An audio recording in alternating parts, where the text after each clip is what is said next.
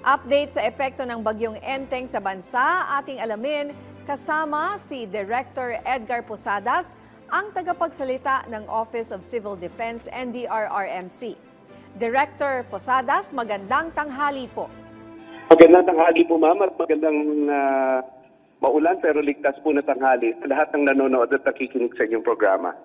Director Posadas, sa inyong monitoring, ano-anong mga lugar po sa ngayon ang apektado ng bagyong Enteng?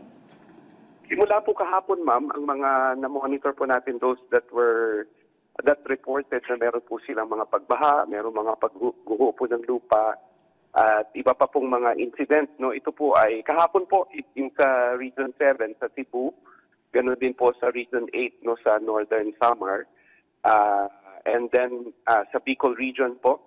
Of course, itong dalawang magkalapit na regions ng Calabarzon at Mimaropa, kasama po ang Metro Manila, and then Region 3 po kasi nandun po yung lalo na po yung mga western provinces of Central Luzon. Actually, yung Central Luzon po is both sa eastern side, sa Aurora dahil po nandun yung bagyo, and then yung Habagat po sa kabilang side, ma'am. No? And then as we foresee po, no, based on forecast ng Pag-asa in the next few days, of course, nandyan din po yung Regions 1 and 2, and then of course yung Cordillera din po in the next few days po. Director Posadas, kamusta po ang supply ng kuryente at linya ng komunikasyon sa mga nabanggit niyong rehiyon? At meron po bang preemptive evacuation na naganap sa mga lugar na ito? Asak yung dito po sa mga lugar na nabanggit, kanina po kausap natin si Director Yukot, meron pong evacuation sa kanyang region. Ang nilang po dito ay wala pa po tayong eksaktong datos, sir, about the numbers, but there are po, no? And we are also encouraging that po, no? Yung preemptive evacuation as a mechanism po para sa paghahanda din, and we also enjoin our public na kapag sila po ay naabisuhan to preemptively evacuate, kung maaari po sana ay sumunod na rin sila para po sa kanilang kaligtasan din. Dahil ASEC and ma'am, no, ito pong bagyo ay number one, medyo malapit po sa landmass. So, kaya po ganito ang panahon natin. Plus, yung pong kanyang escalation. Ngayon po kasi it's tropical storm. No? Pwede posible daw po, according to Pag-asa, pwedeng mag-severe tropical storm and typhoon as mag-e-exit siya sa Philippine Area of Responsibility. Kaya po ang binabantayan po natin dito medyo maulan po. And as we speak, binabantayan po natin dito tayo kailangang lumayo. We have the Marikina River that is, yung alarm po niya is on its second, dahil lampas po sa threshold. At yun na rin po yung ipinapanawagan natin, sir, for those living near creeks, rivers at saka mga waterways na maging mapagmatyag po dahil marami nga pong dadalhin na ulan itong Enteng. Sa ngayon, Director, may mga natatanggap pa ba kayong report na casualty o injuries sa mga flood-prone at landslide areas? May nabalitaan po kami na may dalawa po na casualty or fatality dyan po sa Cebu. Meron po, pero for validation ito, ma'am, ito po yung sa doon po sa landslide na nangyari kahapon. Meron din po, itagdag ko na lang, we also receive reports po, but for confirmation dito rin po sa Bicol region. At meron pa pong kanina po, ongoing po kasi yung response cluster meeting, meron pong na-report din missing, but we are still looking into that, ma'am. And in the next siguro in the next reporting time na mag-uusap tayo, we will report po the details as soon as we get them. Director Posadas, in terms of infrastructure naman po, meron na po ba tayong mga ulat tungkol sa damaged roads or impassable roads? Kung wala pa po, ano po kaya mga rehiyon yung dapat magmatsyag o kaya dapat mag-ingat, lalo na po yung mga prone sa landslide or mudslide?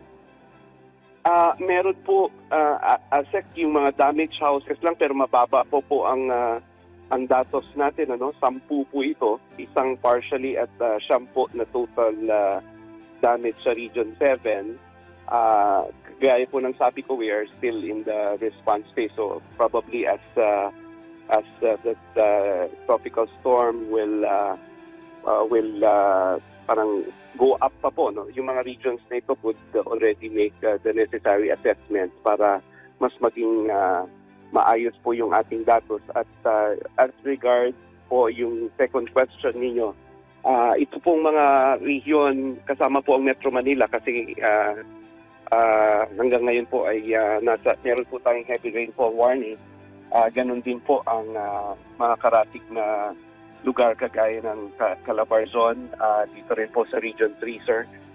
And the other 3 regions sa Northern Luzon, Regions 2, 1, at saka Cordillera, sir. Mensahe at paalala nyo na lang po sa ating mga kababayan, lalo na po sa mga naaapektuhan ngayon ng malakas na pag-ulan. Opo, sa ating pong mga kababayan, kaya nga po nakikipag-usap tayo sa inyo sa pamamagitan po ng programa ninyo, para po ma-inform sila. Mas maganda po kasi na tayo ay sumusunod dahil naiintindihan natin at naniniwala po tayo doon sa kung ano po ang pinapagawa sa atin, kagaya po ng, for example, yung mga preemptive evacuation. Ito pong si Tropical Storm Enteng ay nakikita po natin base sa batayan ng Pag-asa that he will still escalate into a stronger, either a severe tropical storm or even a typhoon. At dalawa po itong binabantayan natin. Kaakibat po nito yung enhancement ng habagat na magpapaulan po talaga sa western side of the country. And so, manatili po tayong nakikinig, mapagmatsyag kung may mga changes po tayo na napapansin sa ating mga komunidad. Huwag po nating balagwalain lalo na po kapag tayo ay naninirahan sa mga tabi ng ilog, tabi ng waterways o kaya tabi ng bundok po. Medyo saturated na po yung lupa natin ngayon that landslides are possible. So, panatiliin po nating mapagmatsyag and respond and react properly. And ganun din po, I would like to assure our public, our kababayans that your government is here in all levels po. Of course, we start with the local government units, the regional offices po of the national government agencies. And kung kakailanganin pa po dito po sa Entrance C sa Camp Aguinaldo para po tutukan yung inyong pangangailangan, and we are here to help in whatever way possible. Ito po ang pag-uutos ng ating Pangulo, ni Secretary Teodoro, and of course ni Yusek Nepomuceno as the Civil Defense Administrator po. At ngayon po, lastly, just to address that, tayo po ay naka-red alert dito sa Camp Aguinaldo para po talagang we don't miss out on anything, we don't leave anything to chance. And as we speak po, ongoing pa yung response cluster meeting para po, this is shared by Yusek Tahipe, ASEC, and tinitingnan natin kung ano yung mga available resources natin kung kakailanganin,